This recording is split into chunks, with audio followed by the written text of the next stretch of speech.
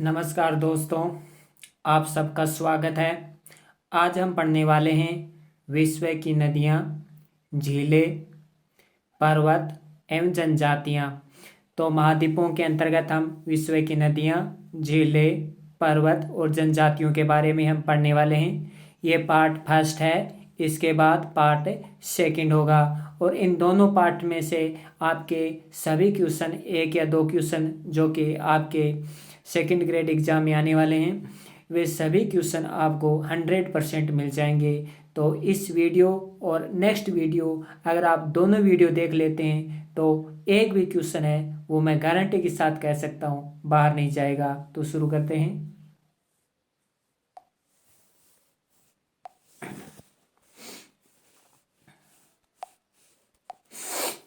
First question है, नील नदी Victoria झील से निकलकर भूमध्य सागर में गिरती है। तो फर्स्ट क्वेश्चन है कि नील नदी विक्टोरिया झील से निकलकर किस सागर में गिरती है। तो नील नदी विक्टोरिया झील से निकलकर किस सागर में गिरती है? भूमध्य सागर में गिरती है।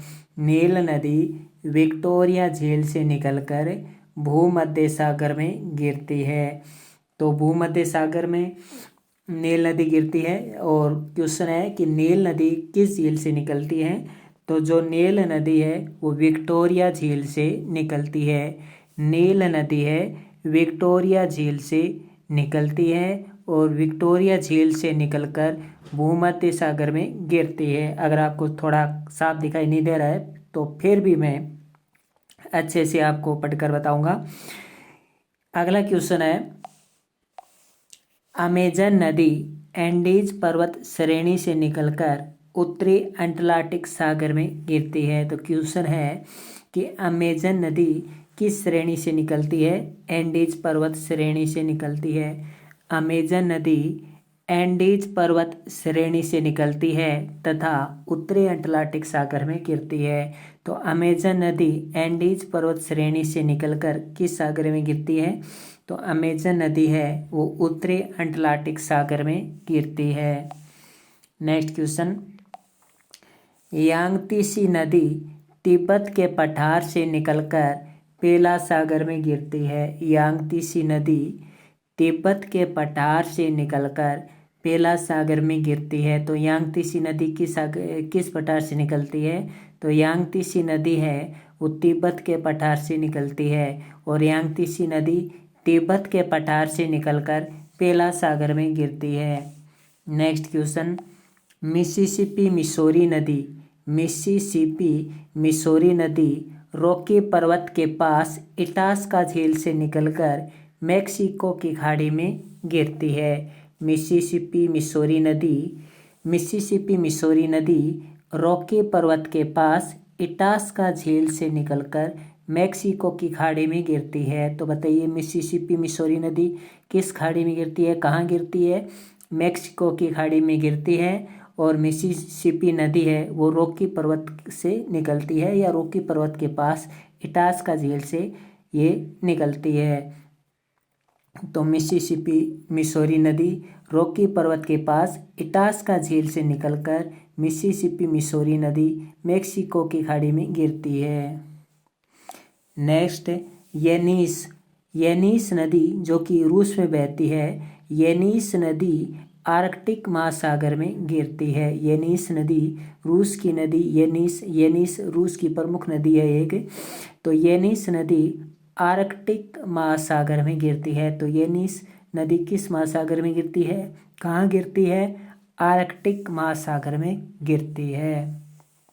नेक्स्ट, विस्तुला तथा ओडर नदी बाल्टिक सागर में गिरती है। विस्तुला तथा ओडर नदी बाल्टिक सागर में गिरती है। जो ये विस्तुला नदी है, जो ओडर नदी है, ये कहाँ जाकर गिरती है? बाल्टिक सागर में गिरती है। तो विस्तुला तथा ओडर नदी बाल्टिक सागर में गिरती है तथा येनिस नदी आर्कटिक महासागर में गिरती है।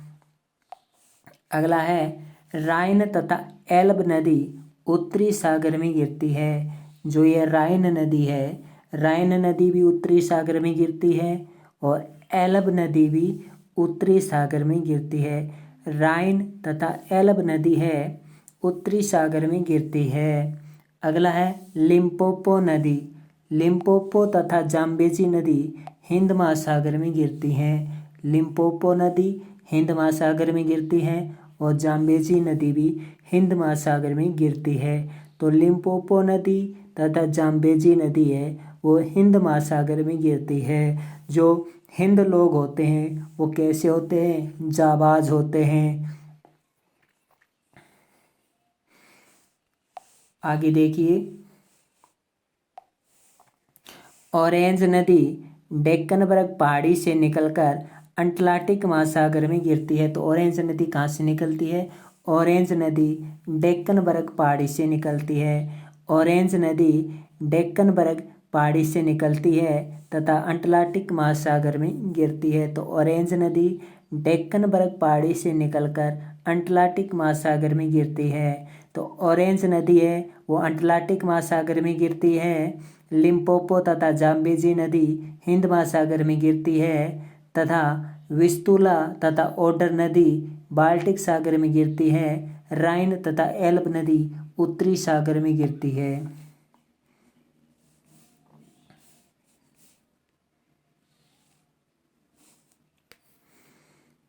अगला देखिए, राइन नदी का उद्गम स्विट्जरलैंड के आल्प्स पर्वत से होता है। राइन नदी का उद्गम कहाँ से होता है? स्विट्जरलैंड के आल्प्स पर्वत से होता है। तो राइन नदी का उद्गम स्विट्जरलैंड के आल्प्स पर्वत से होता है। राइन नदी का किस पर्वत से उद्गम होता है? राइन नदी का उद्गम आल्प्स पर्वत से होता है। नील तथा रोन नदी भूमध्य सागर में गिरते हैं। नील तथा रोन नदी, नील तथा रोन नदी है वो भूमध्य सागर में गिरती हैं। तो बताइए नील नदी कहाँ गिरती है? नील नदी भूमध्य सागर में गिरती है। रोन नदी भूमध्य सागर में गिरती है। राइन नदी का उद्गम स्विट्जरलैंड के आल्प्स पर्वत से होता है। अगला देखिए, कांगो नदी अफवा की दृष्टि से अफ्रीका की सबसे लंबी नदी है। कांगो नदी अफवाह की दृष्टि से अफ्रीका की सबसे लंबी नदी है। नीली नील का उद्गम इथोपिया की ताना झील से होता है। नीली नील नदी का उद्गम कहाँ से होता है? तो नीली नील नदी का उद्गम इथोपिया की ताना झील से होता है। इथोपिया की ताना झील से नीली नील का उद्गम होता है। कांगो नदी अफवा की दृष्टि से अफ्रीका की सबसे लंबी नदी है। नील नदी रोन नदी भूमध्य सागर में गिरती है। श्वेत नील नदी विक्टोरिया झील से निकलती है। तो नीली नील नदी का उद्गम इथोपिया की ताना झील से होता है जबकि श्वेत नील नदी का उद्गम विक्टोरिया झील से होता है। ऑरेंज नदी दक्षिण अफ्रीका की सबसे लंबी नदी है। ऑरेंज नदी दक्षिण अफ्रीका की सबसे लंबी नदी है। तो बताइए दक्षिण अफ्रीका की सबसे लंबी नदी कौन सी है? ऑरेंज नदी। ऑरेंज नदी दक्षिण अफ्रीका की सबसे लंबी नदी है। डेन्यूब नदी ब्लैक फॉरेस्ट से निकलती है। डेन्यूब नदी ब्लैक फॉरेस्ट से निकलती है। तो डेन्यूब से हो गया डायना, डेन्यूब का कर दिया डायना, और डायना कहाँ रहती है? ब्लैक फॉरेस्ट, काले जंगलों में डाइन रहती है। डेन्यूब डाइन, डेन्यूब डाइन। आगे देखिए, विश्व के सबसे बड़े कैनियन ग्रेड का निर्माण कोलोराडो नदी पर है। तो विश्व का सबसे बड़ा कैनियन ग्रेट कैनियन, विश्व का सबसे बड़ा कैनियन ग्रेट कैनियन कहाँ है? कोलोराडो नदी पर है। तो विश्व का सबसे बड़ा ग्रेट कैनियन या कैनियन ग्रेड का निर्माण भी कोलोराडो नदी पर है। तो सबसे बड़ा कैनियन कहाँ है? ग्रेट कैनियन कोलोराडो नदी पर है। इरावदी नदी मर्तबान की खाड़ी हिंद महासागर में गिरती है। इरावदी नदी, इरावदी नदी जो कि एशिया की सबसे बड़ी नदी है, इरावदी नदी मर्तबान की खाड़ी हिंद महासागर में गिरती है। तो इरावदी नदी कहाँ गिरती है? मर्तबान की खाड़ी में जाकर हिंद महासागर में गिरती है। मर्तबान की खाड़ी में गिरती है, फिर हिंद महासागर में जाकर इरावदी नदी मिल जाती है।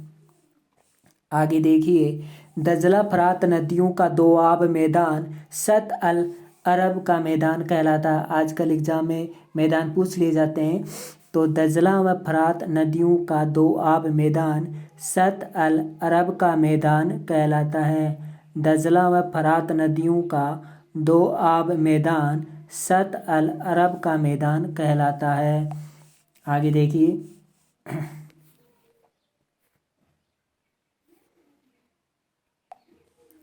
मेकांग नदी तिब्बत के पठार से निकलती है। तो बताइए, मेकांग नदी कहाँ से निकलती है? मेकांग नदी तिब्बत के पठार से निकलती है। मेकांग नदी है वो तिब्बत के पठार से निकलती है।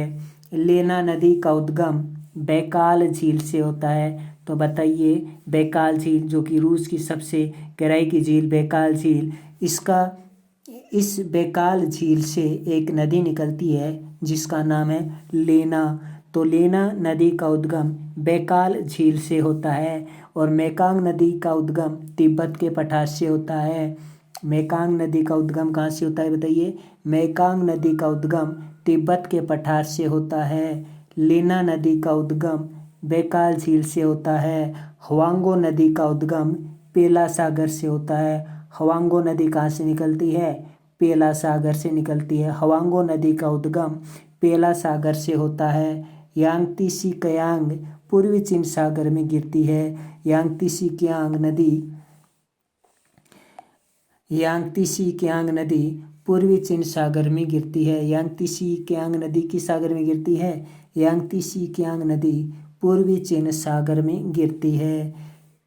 आमूर नदी रूस व चीन के मध्य सीमा बनाती है। तो बताइए, रूस व चीन के मध्य कौन सी नदी सीमा बनाती है? तो आमूर नदी रूस व चीन के मध्य सीमा बनाती है। यांगतीसी कयांग पूर्वी चीन सागर में गिरती है। हुआंगो नदी पेला सागर में गिरती है। लेना नदी का उद्गम बैकाल झील से होता है। यालू नदी उत्तरी कोरिया व रूस के मध्य सीमा बनाती है। यालू नदी उत्तरी कोरिया व रूस के मध्य सीमा बनाती है। दजला फरात नदी फारस की खाड़ी में गिरती है। तो बताइए, दजला फरात नदी किस खाड़ी में गिरती है? दजला फरात नदी फारस की खाड़ी में गिरती है। आगे देखिए, सेंट लॉरेंस नदी उत्तरी अमेरिका महाद्वीप में 5 प्रमुख झीलों को जोड़ती है। सेंट लॉरेंस नदी उत्तरी अमेरिका महाद्वीप में 5 प्रमुख झीलों को जोड़ती है। और आप 5 प्रमुख झील जानते हैं उत्तरी अमेरिका में, और ये इन 5 झीलों को सेंट लॉरेंस नदी जोड़ती है। टेम्स नदी उत्तरी सागर में गिरती है। टेम्स नदी उत्तरी सागर में गिरती है। कैसे याद रखें? जब भी हम टाइम पूछते हैं तो हमें उत्तर मिलता है। टाइम पूछते हैं तो हमें कोई ना कोई उत्तर जरूर मिलता है, ऐसे याद रख सकते हैं। येनेसी तथा लेना आर्कटिक महासागर में गिरते हैं। येनेसी तथा लेना नदी है वो आर्कटिक महासागर में गिरती हैं। और ऊपर हमने पढ़ा कि लेना नदी का उद्गम बैकाल झील से होता है और लेना नदी बैकाल झील से निकलकर आर्कटिक महासागर में गिरती हैं। ओव नदी आर्कटिक महासागर में, येनेसी नदी आर्कटिक महासागर में, लेना नदी आर्कटिक महासागर में गिरती हैं। आगे देखिए, मेकांग नदी दक्षिणी पूर्वी एशिया की सबसे लंबी नदी है। मेकांग नदी दक्षिणी पूर्वी एशिया की सबसे लंबी नदी है। याद रखिए, यहाँ पे दक्षिणी पूर्वी एशिया दे रखा है, तो दक्षिणी पूर्वी एशिया की सबसे लंबी नदी कौन सी है? मेकांग नदी है, जो कि दक्षिणी चीन सागर में जाकर गिरती है। मेकांग नदी दक्षिणी पूर्वी एशिया की सबसे लंबी नदी है, जो कि दक्षिणी चीन सागर में जाकर गिरती है। अगला क्वेश्चन है, यूरोप महाद्वीप की सबसे लंबी नदी कौन सी है? तो वोल्गा नदी, जो कि कैस्पियन सागर में जाकर गिरती है। तो यूरोप महाद्वीप की सबसे लंबी नदी वोल्गा नदी कैस्पियन सागर में गिरती है। बताइए वोल्गा नदी किस सागर में जाकर गिरती है? वोल्गा नदी कैस्पियन सागर में जाकर गिरती है। वोल्गा नदी कैस्पियन सागर में जाकर गिरती है। मेकांग नदी को दक्षिणी पूर्वी एशिया की गंगा कहा जाता है। तो मेकांग नदी दक्षिणी पूर्वी एशिया की सबसे लंबी नदी है, इसलिए मेकांग नदी को दक्षिणी पूर्वी एशिया की गंगा कहा जाता है। रियो ग्रांडे नदी यूएसए तथा मेक्सिको की सीमा बनाती है। रियो ग्रांडे नदी यूएसए की तथा मेक्सिको की, रूस तथा मेक्सिको की सीमा कौन सी नदी बनाती है? रियो ग्रांडे नदी। राइन नदी को यूरोप का मेरुदंड कहा जाता है। तो बताइए यूरोप का मेरुदंड किस नदी को कहा जाता है? राइन नदी को। राइन नदी को यूरोप का मेरुदंड कहा जाता है। अगला है सीन, फ्रांस की नदी इंग्लिश चैनल में गिरती है। सीन किस देश की नदी है? सीन फ्रांस की नदी है। सीन फ्रांस देश की नदी है और ये इंग्लिश चैनल में गिरती है। अगला देखिए यूराल तथा वोल्गो नदी कैस्पियन सागर में गिरती हैं। यूराल नदी तथा वोल्गो नदी जो कि बहुत ही प्रमुख नदियां हैं और ये कैस्पियन सागर में जाकर गिरती है। यूराल तथा वोल्गो नदी कैस्पियन सागर में गिरती हैं। लिम्पोपो नदी मक्कर रेखा को 2 बार काटती है। लिम्पोपो नदी मक्कर रेखा को 2 बार काटती है। यूराल तथा वोल्गा नदी कैस्पियन सागर में गिरती हैं। नाइजर नदी लोमा पर्वत से निकलती है। बताइए नाइजर नदी किस पर्वत से निकलती है? लोमा पर्वत से निकलती है और गिन्नी की खाड़ी में गिरती है और गिन्नी की खाड़ी में गिरने के बाद अटलांटिक महासागर में विलीन हो जाती है। तो नाइजर नदी लोमा पर्वत से निकलकर गिन्नी की खाड़ी में गिरती है और अटलांटिक महासागर में विलीन हो जाती है। नाइजर नदी लोमा पर्वत से निकलकर गिन्नी की खाड़ी में गिरती है और अटलांटिक महासागर में विलीन हो जाती है। आगे देखिए ऑरेंज नदी डेक्कनबर्ग पर्वत से निकलती है। ऑरेंज नदी किस पर्वत से निकलती है? ऑरेंज नदी डेक्कनबर्ग पर्वत से निकलती है। ऑरेंज नदी ड्रेक्कनबर्ग पर्वत से निकलती है। टुगेला व रूफीज नदी हिंद महासागर में विलीन हो जाती है। जो ये टुगेला नदी है, रूफीज नदी है, ये हिंद महासागर में विलीन हो जाती है। ऑरेंज नदी ड्रेक्कनबर्ग पर्वत से निकलती है। आगे देखिए अफ्रीका महाद्वीप की नदियों का अवरोही क्रम इस प्रकार है। तो अफ्रीका महाद्वीप की नदियों का अवरोही क्रम देख लेते हैं। अक्सर अवरोही क्रम पूछ लिया जाता है। सबसे बड़ी नदी, अफ्रीका की सबसे बड़ी नदी नील नदी। अफ्रीका महाद्वीप और विश्व की सबसे लंबी नदी नील नदी। तो अफ्रीका महाद्वीप की सबसे लंबी नदी नील नदी के बाद आती है कांगो नदी। कांगो नदी के बाद नाइजर नदी और नाइजर नदी के बाद जाम्बेजी नदी। ये अफ्रीका महाद्वीप की 4 बहुत ही प्रमुख नदियां हैं। इनका उद्गम स्थान ये कहाँ गिरती हैं जाकर और ये अफ्रीका महाद्वीप के किन देशों में बहती हैं, ये आपको पता होना चाहिए। तो देखिए नील नदी अफ्रीका महाद्वीप की सबसे लंबी नदी। नील के बाद कांगो, कांगो के बाद नाइजर, फिर जाम्बेजी नदी। नील, कांगो, नाइजर, जाम्बेजी। आगे देखिए पराना, पराग्वे, उरुग्वे नदियाँ ब्राज़ील के पठार से निकलती है वह अटलांटिक महासागर में गिरती हैं। तो पराना, पराग्वे तथा उरुग्वे नदी किस पठार से निकलती हैं? तो ब्राज़ील के पठार से निकलती हैं और अटलांटिक महासागर में गिरती हैं। ओरनिको नदी एंडीज पर्वत से निकलकर अटलांटिक महासागर में गिरती है। तो बताइए ओरनिको नदी कहाँ से निकलती है? तो ओरनिको नदी एंडीज पर्वत से निकलती है। ओरनिको नदी एंडीज पर्वत से निकलकर अंटार्कटिक महासागर में गिरती है। तो ओरनिको नदी कहाँ गिरती है? अंटार्कटिक महासागर में गिरती है ओरनिको नदी, और एंडीज पर्वत से निकलती है। पराना, पराग्वे, उरुग्वे नदी के तंत्र को क्या कहा जाता है? यानी इसके मैदान, बीच का जो मैदान होता है, इसको क्या कहा जाता है? देखिए, दोआब क्षेत्र का मतलब होता है दो नदियों के बीच का क्षेत्र, लेकिन ये तो तीन नदियां हो गई, इसलिए इसको ये तंत्र माना गया है। तो तीन नदियां हो जाती हैं, चार नदियां हो जाती है, वो तंत्र हो जाता है। तो पराना, पराग्वे तथा उरुग्वे नदी के तंत्र को रियो डी प्लाटा कहा जाता है। क्या कहा जाता है? Very important. पराना, पराग्वे व उरुग्वे नदी के तंत्र को रियो डी प्लाटा कहा जाता है। ये पराना, पराग्वे, उरुग्वे नदियां हैं, ये ब्राज़ील के पठार से निकलती हैं और अटलांटिक सागर में गिरती हैं। मरे तथा डार्लिंग नदी के बीच के बेसिन क्षेत्र को क्या कहा जाता है? तो मरे तथा डार्लिंग नदी के बीच के बेसिन क्षेत्र को रेविना कहा जाता है। रेवेरीना कहा जाता है। मरे तथा डार्लिंग नदी के बीच के बेसिन क्षेत्र को, मरे और डार्लिंग नदी के बीच का जो बेसिन है उसको रेवेरीना कहा जाता है। अगला देखिए, रियो ग्रांड नदी मेक्सिको की खाड़ी में गिरती है। तो बताइए, रियो ग्रांड नदी किस खाड़ी में गिरती है? रियो ग्रांड नदी मेक्सिको की खाड़ी में गिरती है। रियो ग्रांड नदी मेक्सिको की खाड़ी में गिरती है। ग्रेट स्लेव नदी हडसन की खाड़ी में गिरती है। चर्चिल नदी हडसन की खाड़ी में गिरती है। तो ग्रेट स्लेव नदी तथा चर्चिल नदी, ग्रेट स्लेव नदी तथा चर्चिल नदी हडसन की खाड़ी में गिरती है। तो बताइए, ग्रेट स्लेव नदी किस खाड़ी में गिरती है?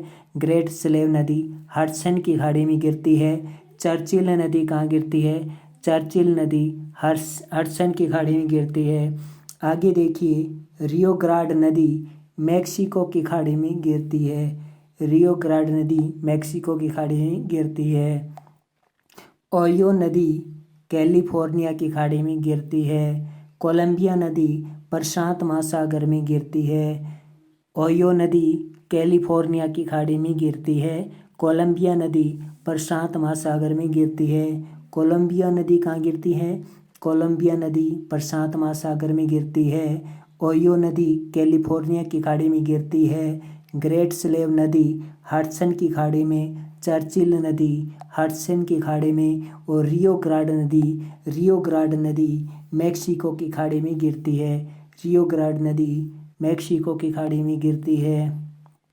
आगे देखिए, सिकियांग नदी यूनान के पठार से निकलकर दक्षिणी चीन सागर में गिरती है। तो बताइए, सिकियांग नदी कहाँ से निकलती है? सिकियांग नदी यूनान के पठार से निकलती है, और सिकियांग नदी यूनान के पठार से निकलकर दक्षिणी चीन सागर में गिरती है।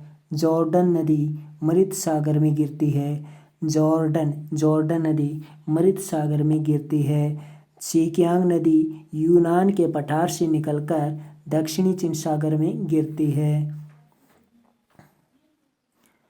आगे देखिए, दजला फरात नदी फारस की खाड़ी में गिरती है। दजला फरात नदी फारस की खाड़ी में गिरती है। शिनानो नदी जापान की सबसे लंबी नदी है। शिनानो, बताइए, जापान देश की सबसे लंबी नदी कौन सी है? शिनानो नदी जापान की सबसे लंबी नदी है, और ये होन्शु द्वीप से निकलकर जापान सागर में गिरती है। शिनानो नदी किस द्वीप से निकलती है? होन्शु द्वीप से निकलती है, और होन्शु द्वीप से निकलकर जापान सागर में गिरती है। तो शिनानो नदी जापान की सबसे लंबी नदी है। शिनानो नदी होन्शु द्वीप से निकलकर जापान सागर में गिरती है। आगे देखिए, साल्विन नदी तिब्बत के पठार से निकलकर मर्तबान की खाड़ी में गिरती है। साल्विन नदी कहाँ से निकलती है? तिब्बत के पठार से निकलती है और मर्तबान की खाड़ी में गिरती है। तो साल्विन नदी तिब्बत के पठार से निकलकर, साल्विन नदी तिब्बत के पठार से निकलकर मर्तबान की खाड़ी में गिरती है। एरी तथा ओटेरियो झील को कौन सी नहर जोड़ती है बताइए? एरी तथा ओंटारियो झील को। तो एरी तथा ओंटारियो झील को वेलैंड नहर जोड़ती है। एरी तथा ओंटारियो झील को वेलैंड नहर जोड़ती है। एरी तथा ओंटारियो झील को वेलैंड नहर। आगे देखिए, सुपीरियर व हयूरन झील को सू नहर जोड़ती है। सुपीरियर तथा हयूरन झील। सुपीरियर तथा हयूरन झील। सुपीरियर जो कि उत्तरी अमेरिका की सबसे मीठी झील है।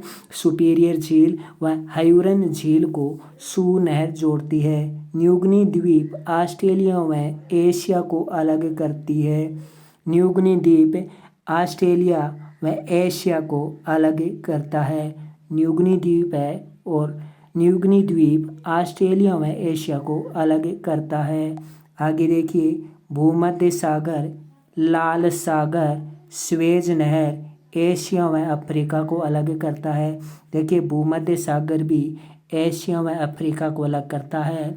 लाल सागर भी एशिया व अफ्रीका को अलग करता है। स्वेज नहर भी एशिया व अफ्रीका को अलग करता है। तो भूमध्य सागर, लाल सागर, स्वेज नहर एशिया व अफ्रीका को अलग करती है। लेकवान झील एशिया को यूरोप से अलग करती है। लेकवान झील है वह एशिया व यूरोप को अलग करती है। तो लेकवान झील एशिया व यूरोप को अलग करती है।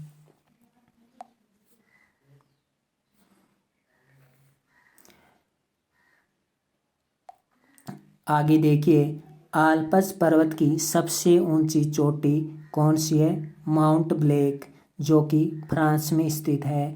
तो आल्प्स पर्वत की सबसे ऊंची चोटी कौन सी है? आल्प्स पर्वत की सबसे ऊंची चोटी है माउंट ब्लैक। और ये माउंट ब्लैक कहाँ है? फ्रांस में है। तो आल्प्स पर्वत की सबसे ऊंची चोटी माउंट ब्लैक कहाँ स्थित है? तो आल्प्स पर्वत की सबसे ऊंची चोटी माउंट ब्लैक फ्रांस में स्थित है। म्यांमार में स्थित अराकान योमा पर्वत की सबसे ऊंची चोटी सारामती है। तो बताइए, अराकान योमा पर्वत की सबसे ऊंची चोटी कौन सी है? सारामती। अराकान योमा पर्वत की सबसे ऊंची चोटी कौन सी है? सारामती। और आल्प्स पर्वत की सबसे ऊंची चोटी कौन सी है? Mount black. आगे देखिए, माउंट कुक न्यूजीलैंड की सर्वोच्च ऊंची चोटी है। तो न्यूजीलैंड में सर्वोच्च ऊंची चोटी कौन सी है? Mount cook. तो माउंट कुक न्यूजीलैंड की सर्वोच्च ऊंची चोटी है। ऑस्ट्रेलिया महाद्वीप की सबसे ऊंची चोटी कोसियुस्को ग्रेट डिवाइडिंग रेंज में स्थित है। तो बताइए, कोसियुस्को किस रेंज में स्थित है? तो ग्रेट डिवाइडिंग रेंज में कोसियुस्को चोटी है वो स्थित है। और ये ऑस्ट्रेलिया महाद्वीप की सबसे ऊंची चोटी है कोसियुस्को। रॉकी पर्वत की सबसे ऊंची चोटी माउंट एल्बर्ट है। रॉकी पर्वत की सबसे ऊंची चोटी। तो रॉकी पर्वत की सबसे ऊंची चोटी माउंट एल्बर्ट है। तो बताइए, रॉकी पर्वत की सबसे ऊंची चोटी कौन सी है? रॉकी पर्वत की सबसे ऊंची चोटी माउंट एल्बर्ट है। रॉकी पर्वत श्रृंखला की सबसे ऊंची चोटी माउंट मैकिनले है। देखिए, रॉकी पर्वत की सबसे ऊंची चोटी माउंट एल्बर्ट है, लेकिन रॉकी पर्वत श्रृंखला की सबसे ऊंची चोटी पूछे। देखिए, रॉकी पर्वत की सबसे ऊंची चोटी माउंट एल्बर्ट है। कंफ्यूज मत होना कि रॉकी पर्वत की सबसे ऊंची चोटी माउंट एल्बर्ट है, लेकिन रॉकी पर्वत श्रृंखला नाम आ जाए तो रॉकी पर्वत श्रृंखला की सबसे ऊंची चोटी माउंट मैकिनले है। रॉकी पर्वत श्रृंखला की सबसे ऊंची चोटी माउंट मैकिनले है। हिमालय पर्वत श्रृंखला की सबसे ऊंची चोटी माउंट एवरेस्ट है। अपलेशियन पर्वत श्रृंखला की सबसे ऊंची चोटी मिशेल है। अपलेशियन पर्वत श्रृंखला की सबसे ऊंची चोटी कौन सी है? अपलेशियन पर्वत श्रृंखला की सबसे ऊंची चोटी मिशेल है। अपलेशियन पर्वत श्रृंखला की सबसे ऊंची चोटी मिशेल है। यूरोप का सबसे ऊंचा पर्वत शिखर एल्ब्रुस काकेशस श्रेणी में स्थित है। यानी यूरोप का सबसे ऊंचा पर्वत शिखर कौन सा है? एल्ब्रूस है। और ये एल्ब्रूस है, ये काकेशस पर्वत श्रेणी में स्थित है। तो काकेशस पर्वत श्रेणी में स्थित एल्ब्रूस शिखर है, जो कि यूरोप का सबसे ऊंचा पर्वत शिखर है। तो यूरोप का सबसे ऊंचा पर्वत शिखर एल्ब्रूस काकेशस पर्वत श्रेणी में स्थित है। आगे देखिए, हिंदुकुश पर्वत श्रृंखला की सबसे ऊंची चोटी तिरी चमार है। हिंदुकुश पर्वत श्रृंखला की सबसे ऊंची चोटी तिरी चमार है। पामीर पर्वत श्रृंखला की सबसे ऊंची चोटी कोंगूर है। पामीर पर्वत श्रृंखला की सबसे ऊंची चोटी कौन सी है? पामीर पर्वत श्रृंखला की सबसे ऊंची चोटी कोंगूर है। एंडीज पर्वत की सबसे ऊंची चोटी माउंट एकाकांगवा है। एंडीज पर्वत की सबसे ऊंची चोटी माउंट एकाकांगवा है, जो कि अर्जेंटीना में है। तो एंडीज पर्वत की सबसे ऊंची चोटी माउंट एकाकांगवा अर्जेंटीना में है। एंडीज पर्वत की दूसरी सबसे ऊंची चोटी, देखिए एंडीज पर्वत की सबसे ऊंची चोटी तो माउंट एकाकांगवा हो गई, और एंडीज पर्वत की दूसरी सबसे ऊंची चोटी ओजोस डेल सलाडो है। एंडीज पर्वत की दूसरी सबसे ऊंची चोटी कौन सी है? एंडीज पर्वत की दूसरी सबसे ऊंची चोटी ओजोस डेल सलाडो है। आगे देखिए, सुलेमान पर्वत, किरथर पर्वत एवं हिंदुकुश पर्वत पाकिस्तान में है। सुलेमान पर्वत, किरथर पर्वत, हिंदुकुश पर्वत पाकिस्तान में है। आगे देखिए, विश्व का सबसे ऊंचा ज्वालामुखी एकाकांगवा है। विश्व का सबसे ऊंचा सक्रिय ज्वालामुखी कोटोपेक्सी इक्वाडोर में है। देखिए, विश्व का सबसे ऊंचा ज्वालामुखी तो एकाकांगवा है, लेकिन विश्व का सबसे ऊंचा सक्रिय ज्वालामुखी, जो कि सक्रिय भी है, वो ज्वालामुखी कोटोपेक्सी है, और ये कोटोपेक्सी ज्वालामुखी इक्वाडोर में है।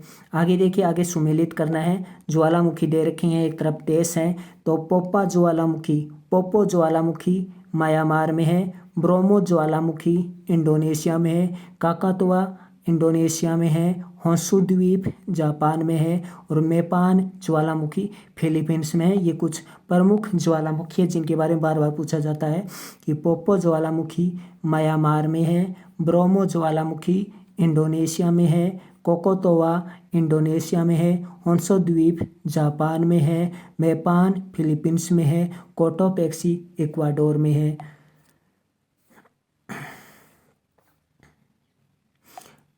माउंट एवरेस्ट को नेपाल में सागरमाथा के नाम से जाना जाता है। माउंट एवरेस्ट को जापान में, तो माउंट एवरेस्ट को जापान में सागरमाथा के नाम से जाना जाता है। अल्ताई पर्वत चीन व मंगोलिया में स्थित है। अल्ताई पर्वत कहाँ स्थित है? अल्ताई पर्वत चीन व मंगोलिया की सीमा पर स्थित है। जाग्रोस पर्वत ईरान व इराक में स्थित है। आल्प्स पर्वत से राइन नदी निकलती है। तो बताइए, आल्प्स पर्वत से कौन सी नदी? राइन नदी कहाँ से निकलती है? राइन नदी आल्प्स पर्वत से निकलती है। जाग्रोस पर्वत ईरान व इराक में स्थित है। अल्ताई पर्वत चीन व मंगोलिया में स्थित है।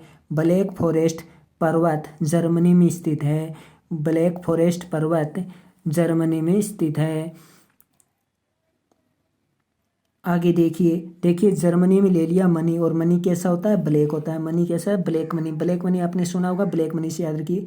अराकानयुमा पर्वत की सबसे ऊंची चोटी माउंट विक्टोरिया है। याद रखिए, माउंट विक्टोरिया है। माउंट विक्टोरिया अराकानयुमा पर्वत की सबसे ऊंची चोटी माउंट विक्टोरिया है। अराकानयुमा पर्वत भारत व म्यांमार के बीच सीमा बनाता है। अराकानयुमा पर्वत भारत व म्यांमार के बीच सीमा बनाता है। ड्रैकनबर्ग दक्षिण अफ्रीका में स्थित है। ड्रैकनबर्ग दक्षिण अफ्रीका में स्थित है। एपिनाइन पर्वत इटली में स्थित है। एपिनाइन पर्वत इटली में स्थित है। ड्रैकनबर्ग दक्षिण अफ्रीका में स्थित है। कुनलुन पर्वत को एशिया की रीढ़ कहा जाता है। बताइए, एशिया महाद्वीप की रीढ़, एशिया की रीढ़ किसे कहा जाता है? कुनलुन पर्वत को। कुनलुन पर्वत को एशिया की रीढ़ कहा जाता है। जूरा पर्वत फ्रांस व स्विट्जरलैंड को अलग करता है। जूरा पर्वत फ्रांस व स्विट्जरलैंड को अलग करता है। जूरा पर्वत फ्रांस व स्विट्जरलैंड को अलग करता है। विश्व की सबसे लंबी पर्वत श्रृंखला का क्रम बताइए। तो विश्व की सबसे लंबी पर्वत श्रृंखलाओं का आपको क्रम बताना है। तो विश्व की सबसे लंबी पर्वत श्रृंखलाओं का क्रम है एंडीज, इसके बाद रॉकी, उसके बाद हिमालय, फिर आल्प्स। एंडीज के बाद रॉकी, फिर हिमालय, फिर आल्प्स, यह क्रम।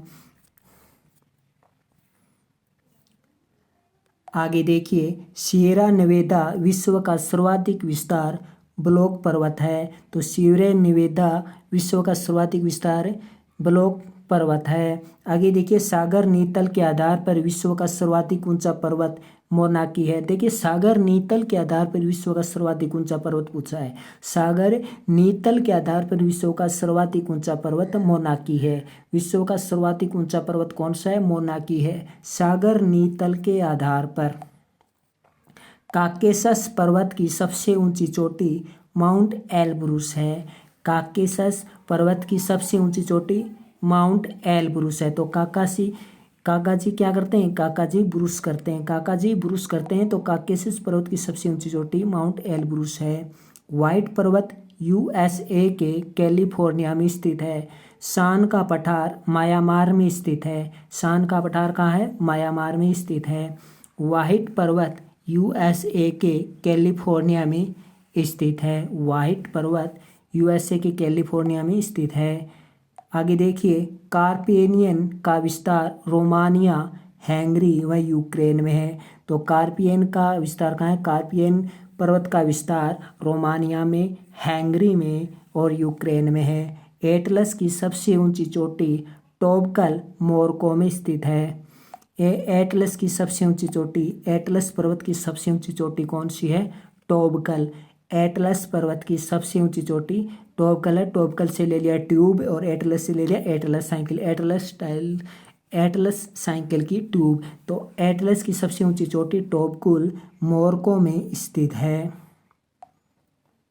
मोरक्को में रोको, एटलस साइकिल को रोको। और एटलस में क्या होती है? ट्यूब होती है। आगे देखिए, एटलस पर्वत का विस्तार मोरक्को, अल्जीरिया, ट्यूनीशिया में है, मुख्य रूप से इनमें है। आगे देखिए, कोलंबिया का पठार संयुक्त राज्य अमेरिका में है। कोलंबिया का पठार कहाँ है? कोलंबिया का पठार संयुक्त राज्य अमेरिका में है। आगे हम देखते हैं कुछ जनजातियां देखते हैं। तो जनजातियां देखते हैं। ओक्का जनजाति कहाँ मिलती है? इक्वाडोर में। ओक्का जनजाति इक्वाडोर में। माओरी जनजाति न्यूजीलैंड में। बुड्डू जनजाति सहारा मरुस्थल में। बुशमैन जनजाति कालाहारी मरुस्थल में। पिग्मी तथा बुट्टू जनजाति कांगो बेसिन में। तो बताइए, ओक्का जनजाति कहाँ पाई जाती है? ओक्का जनजाति प्रमुख रूप से इक्वाडोर में। माओरी जनजाति प्रमुख रूप से न्यूजीलैंड में। बुड्डू जनजाति सहारा मरुस्थल में। बुशमैन जनजाति कालाहारी मरुस्थल में। पिग्मी तथा बुट्टू जनजाति कांगो बेसिन में। मसाई तथा जुल्लू, फुलानी तथा हाउसा। मसाई, जुल्लू, फुलानी, हाउसा, ये अफ्रीका महाद्वीप में ये जनजातियां पाई जाती हैं। तो बताइए, मसाई जनजाति कहाँ पाई जाती है? अफ्रीका महाद्वीप में। मसाई, जुल्लू, फुलानी, हाउसा अफ्रीका महाद्वीप में पाई जाती है। पिग्मी तथा बुट्टू जनजाति कांगो बेसिन में पाई जाती है। पिग्मी जनजाति कहाँ पाई जाती है? कांगो बेसिन में। बुट्टू कहाँ पाई जाती है? कांगो बेसिन में। बुशमैन जनजाति कहाँ पाई जाती है?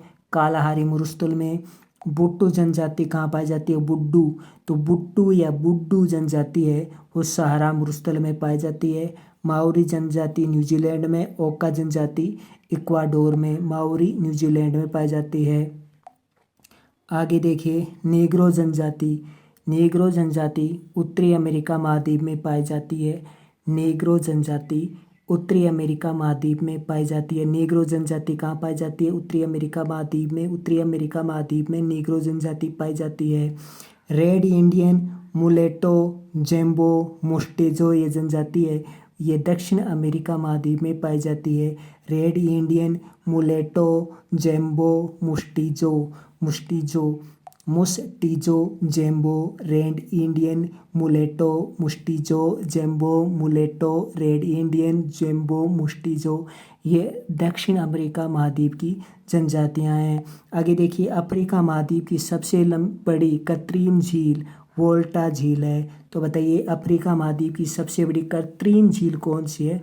वोल्टा झील है। और ये वोल्टा झील है, ये घाना में स्थित है, घाना देश में स्थित है।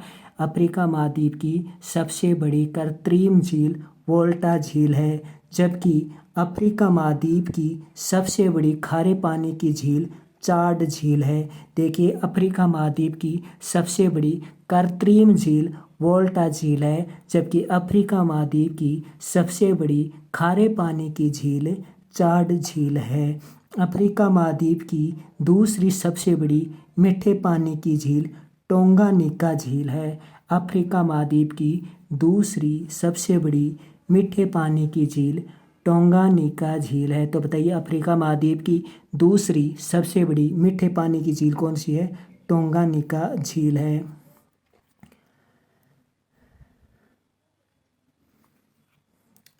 आगे देखिए,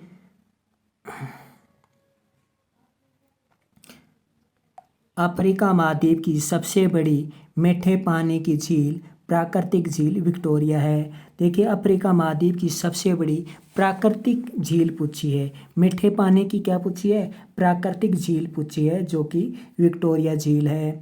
यूरोप महाद्वीप की सबसे बड़ी मीठे पानी की झील लाडोगा झील है, और लाडोगा झील रूस में है। यूरोप महाद्वीप की सबसे बड़ी मीठे पानी की झील लाडोगा झील रूस में है। स्वेज नहर लाल सागर भूमध्य सागर को आपस में मिलाती है। जो स्वेज नहर है वो लाल सागर व भूमध्य सागर को आपस में मिलाती है। स्वेज नहर लाल सागर तथा भूमध्य सागर को आपस में मिलाती है। अब देखिए, अफ्रीका महाद्वीप की प्रमुख झीलें। तो अफ्रीका महाद्वीप की झीलें देखिए, पूछ लिया जाता है निम्न में से कौन सी झील किस महाद्वीप से संबंधित है? तो वोल्टा झील, चाड झील, आसाई झील, टोंगनिका झील, विक्टोरिया झील, ये कुछ झीलें हैं। ये अफ्रीका महाद्वीप की बहुत ही प्रमुख झीलें हैं। वोल्टा झील, चाड झील, आसाई झील, टोंगनिका झील, विक्टोरिया झील, ये अफ्रीका महाद्वीप की बहुत ही प्रमुख झील हैं।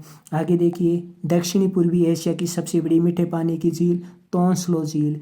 दक्षिणी पूर्वी एशिया की सबसे बड़ी मीठे पानी की झील पूछी गई है, तोंसलो झील। तोंसलो झील दक्षिणी पूर्वी एशिया